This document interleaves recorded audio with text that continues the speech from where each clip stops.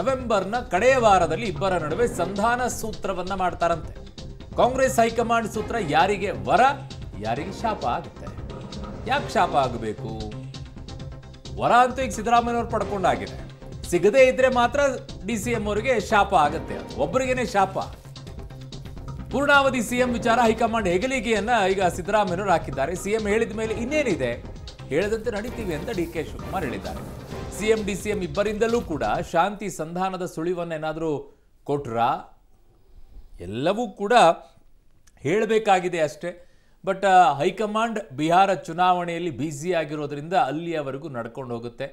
ಆಮೇಲೆ ಏನಾಗುತ್ತೋ ಗೊತ್ತಿಲ್ಲ. ಬಟ್ ಮೂಲಗಳ ಪ್ರಕಾರ ಸಿದ್ದರಾಮಯ್ಯನವರಿಗೆ ಇನ್ನೊಂದು ಬಜೆಟ್ ಮಾಡಿ ನಾನು ಹೋಗಬೇಕು ಅನ್ನುವಂಥ ಆಸೆ ಬಹು ದೊಡ್ಡದಾಗಿದೆ ಅಂತೆ.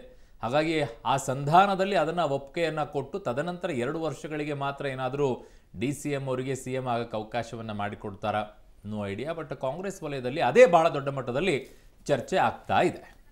ಕ್ರಾಂತಿ ಆಗುತ್ತಾ ಇಲ್ವಾ ಅನ್ನೋದು ಒಂದು ಪ್ರಶ್ನೆ. ಇನ್ನೊಂದು ಸೆಷನ್ ಬೇರೆ ಇದೆ. ಸೆಷನ್ ಸಾಫ್ಟ್ ಆಗಿ ಹೋಗಬೇಕು.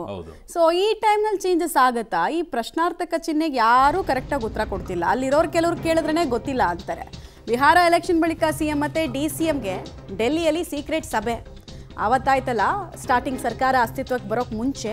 ಹಾಗೆ ಒಂದು ಸೀಕ್ರೆಟ್ ಮೀಟಿಂಗಲ್ಲಿ ಯಾರಿಗೆ ಅವಕಾಶ ಅಂದರೆ ಖರ್ಗೆ, ರಾಹುಲ್ ಗಾಂಧಿ, ಸೋನಿಯಾ ಗಾಂಧಿ, ಪ್ರಿಯಾಂಕಾ ವಾದ್ರಾ ಅವರು, ವೇಣುಗೋಪಾಲ್ ಹಾಗೂ ಸಿದ್ದರಾಮಯ್ಯ, DK ಶಿವಕುಮಾರ್ ನಡುವೆ ಮಾತುಕತೆಗಳು ನಡೆಯುತ್ತೆ. ಅಂದರೆ ಪಿಲ್ಲರ್ಸ್ ಆಫ್ ಕಾಂಗ್ರೆಸ್ ಯಾರಿದ್ದಾರೆ, ಸಪ್ತನಾಯಕರು, ಅವರ ಅಭಿಪ್ರಾಯ ಮತ್ತು ಅವರು ಕೊಡುವಂತಹ ಒಂದು ಸಂಧಾನದ ಸೂತ್ರ ಅಂತಾದರೂ ನೀವು ಕರಿಬಹುದು.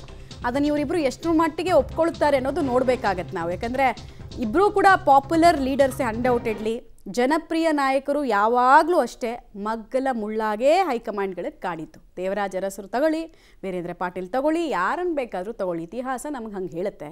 ಇಲ್ಲಿ ಇತಿಹಾಸ ಯಾವ ರೀತಿ ಇವರಿಬ್ಬರು ಬರೆಯೋದಕ್ಕೆ ಹೊರಟಿದ್ದಾರೆ, ಇಬ್ಬರ ಮನಸ್ಸಲ್ಲಿರೋದೇನು, ಇವರಿಬ್ಬರ ಅವಸರಕ್ಕೆ ಹೇಗೆ ಹೈಕಮಾಂಡ್ ಫುಲ್ ಸ್ಟಾಪ್ ಇಡುತ್ತೆ ನೋಡಬೇಕು.